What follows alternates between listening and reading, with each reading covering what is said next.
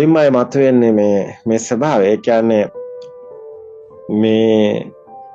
මේකට සුදුසු කරේ එකට සමාජයේ මේ ස්වභාවයෙන්ම මතුවෙන ස්වභාවයක් නේ මේක. එහෙම නැත්නම් එහෙම වෙන්නේ නැහැ. ආරණහසට එහෙම ඕන කමක් නැහැ.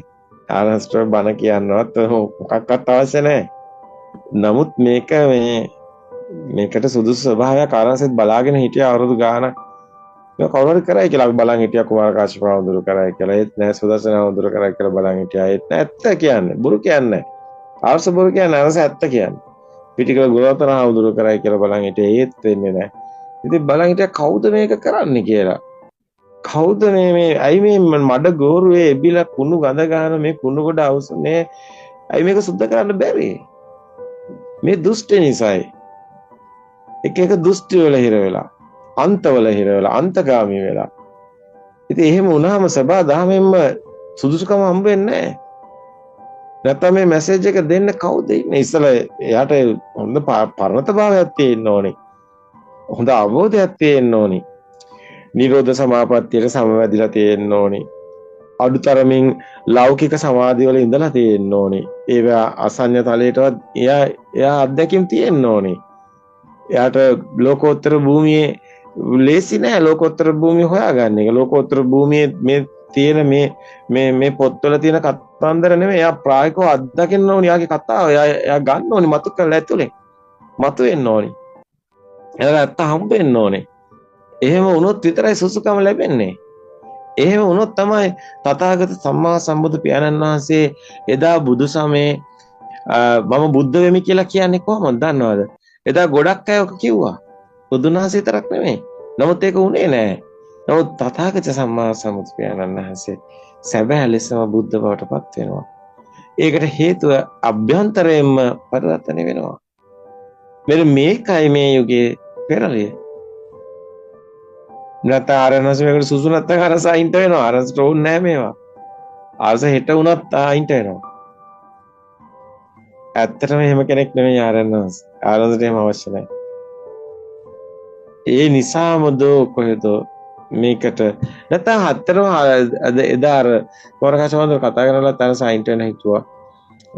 තේරුම් නැහැ නේද කියලා. සුදුසු කෙනෙක් ඉන්නවා නම් ගොඩක් වටිනවා. මොකද එහෙම තරගයක් නැහැ අපිට. කවුරු හරි කෙනෙක් කියනවා නම් අපි නිහඬ වෙනවා. මේ අපිට එහෙම අදහසක් නැහැ. කුජර කතාවක් නැහැ. මේ සත්‍ය ඔබට දැනෙන්න ඕනි. ඔබ මේ සත්‍ය බවට පත් වෙන්න ඕනි. ඒ කියන්නේ ඔබට ඔබ අහිමි වෙනවා. ඊට පස්සේ ඔබට ඔබේ පුජ්‍යල කතාව නැති වෙනවා. ඒකට හරි නිහතමානී. ඒ නිහතමානීකම මේ පින්තූරෙන් හොයන්න බෑ. ඒක මේ ෆිසිකලි බොඩි එකකින් හොයන්න බෑ. ඒක වේව් එකක්. ඒ වේව් එක කම්පන ස්වභාවය අකම්පිත ස්වභාවය පත් වෙනවා. ඒක රේඛයක් වගේ. එතකොට අර ඉහළට පහළට යන කම්පණේ නැහැ. ඒ ස්වභාවයේ මතුවෙන්න ඕනේ. ඉතින් මේ අහන අයත් එහෙම තමයි වෙන්නේ. දවසින් දවස ටිකෙන් ටික අතරම දේශන අහන් ඉන්නකොට අර මේ ශානිකා මහත්මිය කිව්වාගේ දේශන අහන් ඉන්නකොට ඒ මොහොතේදී එයා එතන ඉන්නේ. එයා අකම්පිත වෙලා ටෙලිපති වෙලා තියෙන්නේ. අර ටියුනින් පෝක් එක වගේ. දෙපැත්ත කම්පන සමාන වෙලා. මේ අහන් ඉන්න ගොඩක් අයට ඒක වෙනවා. ඒ මොහොතේ ආයේ දහම ඉන්නේ. එයා එතන ඉන්නේ. ආර්සේක දන්නවා. හැබැයි ඒක පවතින්නේ නැත්තේ එයාගේ තව කම්පන තියෙනවා. ඒවා මතුවෙනවා ඊට පස්සේ. එයාගේ නියම ස්වභාවයට එනවා. එතකොට අර ඒ බනහන මොහොතේ ආ ඉන්නේ එතන. හැබැයි ඊට පස්සේ එයාගේ ස්වභාවය මතුවෙනවා. හැබැයි එයාට නිතර බන අහන නිසා එයාට අර ස්වභාවය ආයිමත් මතුවෙන්න ගන්නවා. ඊට පස්සේ ඒ ස්වභාවය බවට අන්න තිතියෝ පවතිද්ද කියලා අනුරුද්ධ අධිගත සමාධිය ඔබට තිතියෝ පවතීද? තිතියෝ නොපවතී ස්වාමීනි. ඒ කියන්නේ වෙලාවකට තියෙනවා වෙලාවකට නැති වෙනවා. ඊට පස්සේ ටිකෙන් ටික අර ඔතන ඇත්තටම ඔය කියන්නේ අකිඤ්ඤායතන ස්වභාවය. දන්නවද ඒක? දැන් ලෞකික සමාධිය වල අපි අකිඤ්ඤායතන කියන්නේ විඥාන ස්වභාවය නේද?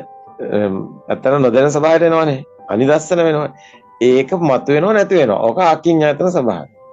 ඊට පස්සේ ඕක ගිහිල්ලා අර අනිදස්සන ස්වභාවයටපත් වෙන එක තමයි පෙන්වන්නේ අසඤ්ඤතලය කියන්නේ. ඒ කියන්නේ නසනනා සංඥා කියලා. ඒක සංඥාව නැවතත් මතුවෙන්නේ නැහැ කියන එක. බලවත් වෙන්නේ නැහැ. සංඥා නැහැ කියන එක නෙමෙයි සංඥා බලවත් වෙන්නේ. ඕක තමයි මේ දේශනා ප්‍රතිහාරය කියන්නේ ඕකට වෙන එකකට නෙමෙයි. ඒක සිද්ධ වෙනවා. මේකේ කිසිම වෙන දැන් මේ දැන් පැහැදිලි කරන ධර්මයේ තියෙනවනේ යථාභූත ඥානය කියන එක. අපි දැන් මෙතන මේ වෙන සිද්ධිය පැහැදිලි කරනවානේ ආලෝකය කියලා එකක් නැහැ, ශබ්දය කියලා දෙයක්වත් නැහැ. මේවා සකස් වෙන ආකාරය පැහැදිලි කරනවා. අති උතුම්. ඊට වැඩි උතුම් දෙයක් ලෝකේ නැහැ. ඉතින් ඒක ඇත්තටම හෙලි කරන එක ලෝකෙට සෑහෙනවට. දැන් ආලෝකය කියන එක නැහැ කියන කවුරුත් කියලා නැහැ. ආරණන්සේ පළවෙනි වතාවට කියන්නේ. මේ යුගයේ බුදුන් වහන්සේ කියන වචන ගොඩක්කට තේරෙන්නේ නැහැ. ඒක පාලි වලට වෙන වෙනම අර්ථකථන දීලා. නමුත් ආරණන්සට මේක දැනෙනවනේ. මේකයි කියන්නේ කියලා. මේ රූපන්ති කාවසෝ රූපං කියවම ලොකු කතාවක් කියවෙනවා. යෝබන්ති විදිත්වාන කියවම ලොකු කතාවක් කියවෙනවා. ඒක දකින්න මහා ප්‍රඥාවක් ඕනේ. අභිඥා ඥාන තියෙන්න ඕනේ. එතකොට දැනෙනවා මේක. මහා ගැඹුරු ඥානයක් අවදි වෙලා තියෙන කෙනෙකුට මේක දැනෙනවා. මේක ටක් ගාලා අහු වෙනවා. මේකයි කියන්නේ කියලා. ඊට පස්සේ යට ආයි හරවන්න බෑ. ආයි බොරු කරන්න බෑ. ඒක දැනෙන එකනේ. එයා දන්නවා මේ ආලෝකය කියලා ගන්න නැහැ කියලා. එයා දන්නවා සද්ද කියලා නැහැ අපේ ආයතනවලට සකස් වෙන්නේ කියලා. අපිට මේ වෙන ආකාරයේ ඒක සතුට ඒ විදිහට වෙනවා. ඉතින් ඔක්කොම එහෙමයි ඒ කතාව. ඒක කොහෙවත් තියනවද නැහනේ. දැන් අපි හිතේවා තියනවද කොහෙවත් නැහනේ. සිතුවිලියත් අද නැහනේ. මායාවනේ. ඉතින් මායාව පිර වෙලා නේ. ඉතින් ඒකේ මිදෙන එක නෙමෙයි දහම සම්පූර්ණයෙන් තියෙන්නේ.